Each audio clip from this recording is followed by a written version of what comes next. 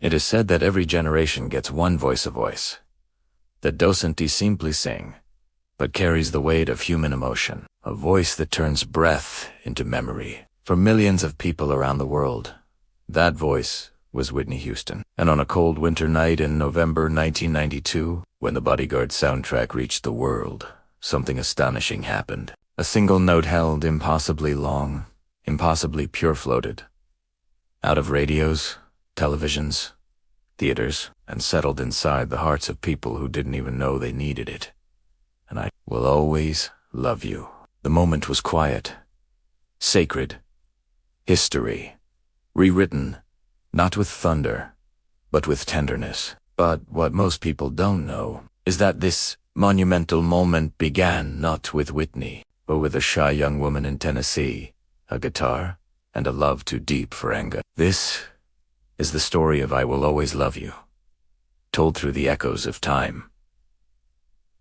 The power of music and the immortal voice that transformed heartbreak into art.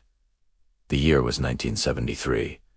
In Nashville, Dolly Parton was building her name slowly, carefully, but with a fire only she could carry. She had spent years performing alongside country legend Porter Wagoner. They shared stages, laughter, arguments, and the kind of complicated partnership the public never fully understands. But Dolly felt something shifting. Her dreams were stretching beyond the confines of their show. She wanted to write, to record, to step out alone.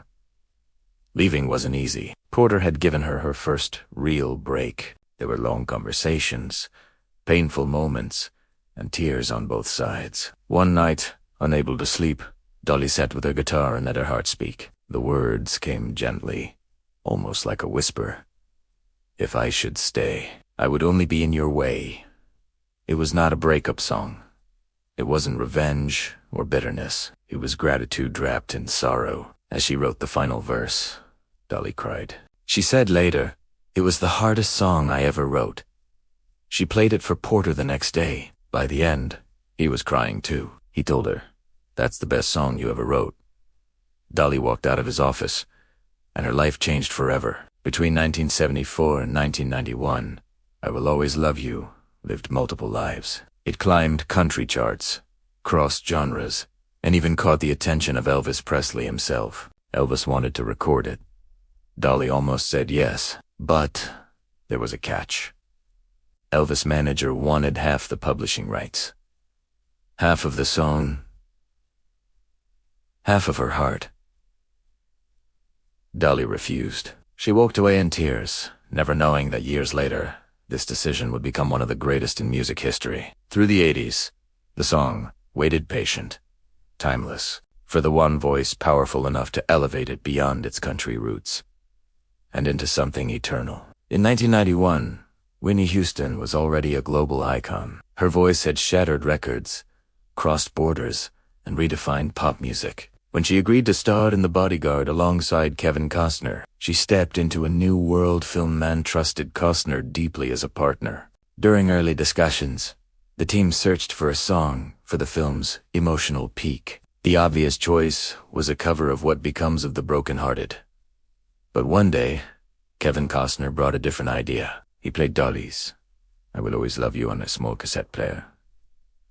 The room fell silent. Whitney listened, eyes focused, head tilted slightly, and she knew instantly. This was the one. This was her song now. But it needed to be reborn. Not as a country goodbye, but as a sweeping, emotional promise of protection and love. Whitney imagined it slow, a cappella. Vulnerable. A voice standing alone, without instruments, as though singing directly into someone's soul. Kevin agreed. Clive Davis agreed. The world, though it didn't know it yet, was about to change.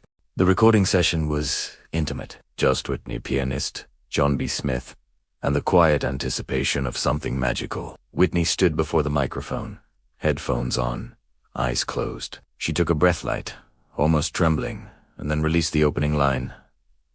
A cappella. If I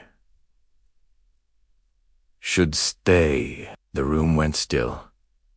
No one breathed. The engineers froze. The piano waited, entering delicately, only after Whitney's first statement of emotion. Whitney didn't just sing the verses, she poured herself into them. Every phrase curved with tenderness. Every note held a lifetime of longing. Then came the chorus. The moment music history was written, Whitney lifted her chin, stepped slightly back from the mic, and delivered that note. That legendary note. A note that rose from the human heart and seemed to touch heaven itself. And I will always love you. People in the studio cried. Some later admitted they looked away. The moment felt too sacred to witness directly. It was the kind of performance a singer gives once in a lifetime. Some never give it at all. Whitney did it on her first take. The song was released on November 3rd, 1992. Within hours, our ADIO stations reported an unusual pattern.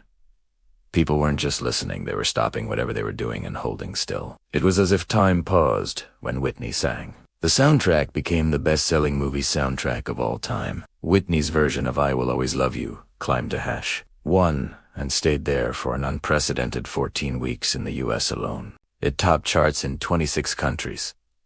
It sold millions. It broke every rule, every record. But beyond all the numbers and accolades, the song became something deeper. A worldwide expression of love, of letting go, of gratitude, of heartbreak that isn't angry, of endings that still honor what once was. Couples used it at weddings. Others used it at funerals. Parents sang it to children.